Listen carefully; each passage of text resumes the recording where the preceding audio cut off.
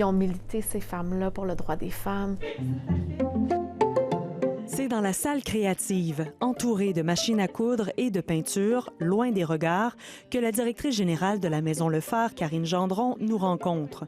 Les peintures parlent aussi. Oui. On en a eu des fois des corsets. Tu te dis, ouais, il y a une histoire derrière ça. Il y a des émotions. C'est le chemin de la guérison vers un quotidien plus sain, exempt de violence, qu'offre la ressource depuis maintenant 40 ans. Vous êtes dans la maison qui a été pensée avec des espaces innovants pour permettre aux femmes de pouvoir vivre chaque instant présent ici. 12 000 femmes et enfants ont passé un séjour à leur côté. De pouvoir avoir des petits lieux informels partout dans la maison pour permettre à la femme de ne pas se sentir comme chez un psychologue. Et la sécurité est une priorité. Des dizaines de caméras de surveillance, portes blindées, fenêtres par balles, sans adresse publique, n'entre pas qui veut à la Maison Le Phare. J'ai une livraison. Ça peut être autant dans les jeux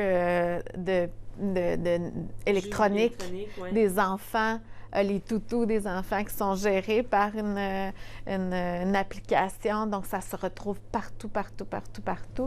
Puis, il faut avoir des mesures, il faut se protéger nos données, protéger notre milieu.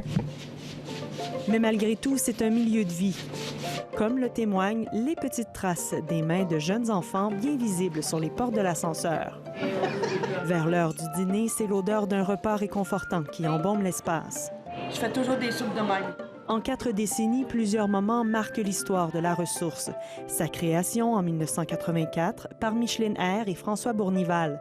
Qui était pionnier dans l'investissement d'un homme dans ce mouvement-là. Donc, pourquoi Phare, famille, accueil, référence. Et sans oublier la pandémie qui a accentué l'isolement, les demandes d'aide, mais aussi entraîné une indépendance à l'interne. Les femmes arrivent ici des fois avec un petit doggy bag, un petit sac avec un soutien-gorge, un sous-vêtement.